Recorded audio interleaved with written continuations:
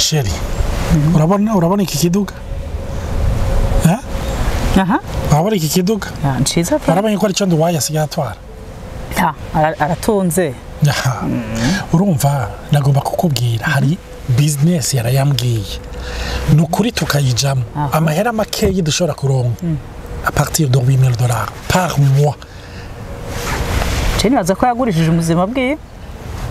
urumva aha turakora ijoro amashift atagira uko ngana hariyo business abanyamutwe bubuye kandi itakuvuna ibihera ngivyo bitibuka muri konti bitibuka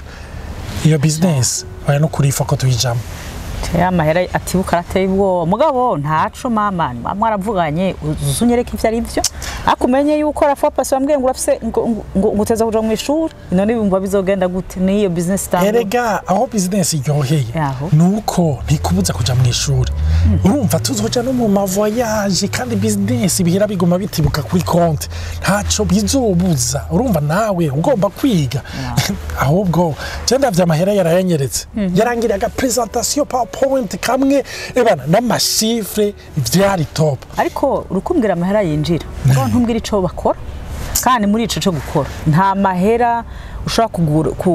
gukora ibihumba 8 ku munsi atakintu ufise kiri particular ukora erega nivyo nyene ndiko ndakubwira ni business yoroshe ni ibintu udandaza online urumva ntibisaba yuko ugira n'amastock menshi ariko ndagomba kukubwira uvuga amashuri ahubwo nabo bigisha bazoza kunyigishiriza muhira ndavye ibihera nshobora kuronka esuruti ingene je umuntu ari motive ndavye nabo ingene uri organize turakize mugabo hari ikintu nkwenza ico ni gikorwa ca kangahe canke projet ya kangahe ugira ukora nyumva batoma aho ugira uci intege oya ni ikintu kirimwe amahera nata reka duhaguruke urumva ko investisa dutanguza 2000 gusa none 2000 ushobora kuzoganya amahera atagira uko angana nuko wamuja muri byinshi nivyo uraza ama projet ngaho ufise ari hajya mu kabati watanguje ugira usubira haya nayahombye atari make mbona umenga urashushe ni vyiza n'ukuri kuronka amahera kandi vyiza yuko umuntu atera imbere mugabo bafata umwanya pana gushuha hamba hari kiguzi nyuma y'ikintu nk'ico kino risque rien à rien nuko nyene turi ufata amarisque menshi wose ufata amarisque hose wewe ndaza kukwereka nitwashika muhira ndakakwereka ku ka presentation sha atukane bingana na bimwe vya Manuel yanyereka rafa pasi nukuri vyo biri créer ucubibona none we ntiyanyeretse amashifu surta mahera maze kwinjiza wabanye kiya kiduga yibaza shatwa gikubisemwe babana bacu ingene tobene ariko rashuha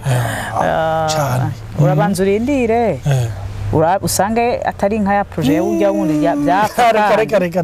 ndindire abandi bantange urumva nugukerebuka tugashapuka ibintu tukabitangura hakirikara rega wowe ukerebuka muri byinshi niyo ngora ariko ndasabye juste ufate projet imwe uyitangure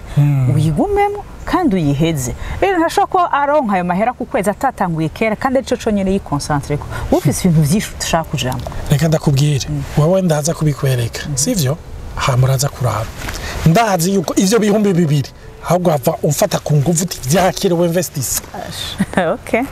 turabivuga twashika muhira hinge turafata shaho ana kuno musa hasa neza ivyo ama projet tuzosura kubivuga neza ntitwashika parke niko kabisa karatomoye kukazamo rero ryamye ku $1 yo ndagusavye ngeze mwaramutse abandi nabo mwiriwe nizere ko meze neza aho muherereye hose ni Olivier ni Nathalie nizere yuko aka gakino hariyo icigwa muza kugakuramwo aha twariko turavuga cyane ku bantu babasange abasange nkanje bamana ama projet atagira ukwangana kandi projet yose bumvise barayishuhira nukuruka menga isi yabirahindutse bisigura yuko kenshi bakunda kuja muri vyinshi akingorane hari nuko nivyo batangura ntibabiheza rero ukacu usanga umengo rimwe nkuko tukize kubivuga asa nk'umwescro canke asa nk'umuntu atari stable no gutahura yuko yakote yiwe aventurier isanzwe iri muri we ituma kenshi bigorana rero arashobora no gutakaza amahera menshi muri ivyo bintu nico gituma nk'uko ariko arabivuga nk'abasanga ngiye kuraba n'abantu barambirwa vuba cyane. Nico gituma iyo yumvise ikintu gishasha iyo yidika mu hitingi kabukorako aca yumva yuko umenga n'umuriro agira zimye umenga ibararaguye umenga bitabaye muri ako kanya ubugesera buradutse. Nico gituma rero iyo ubana n'umuntu w'umusanga ni vyiza kumwumviriza ariko ukagenda umusigurira buke buhoro usa nk'ubiba kugira ugarukane ibirenge vyiwe kw'isi kuko urashobora gushavura personnel mukavuga uti ntibishokuye umuntu uri umukolerique canke umumelancholique canke même phlegmatique uriko uti umuntu ikintu ajamwo ntigera kirambamo rero ivyo birababaza biraruhisha rimwe urashobora kuvuga uti uyu muntu azodusesaguza azotuma umuryango wacu kandi biraba kandi canke umuntu azodutuma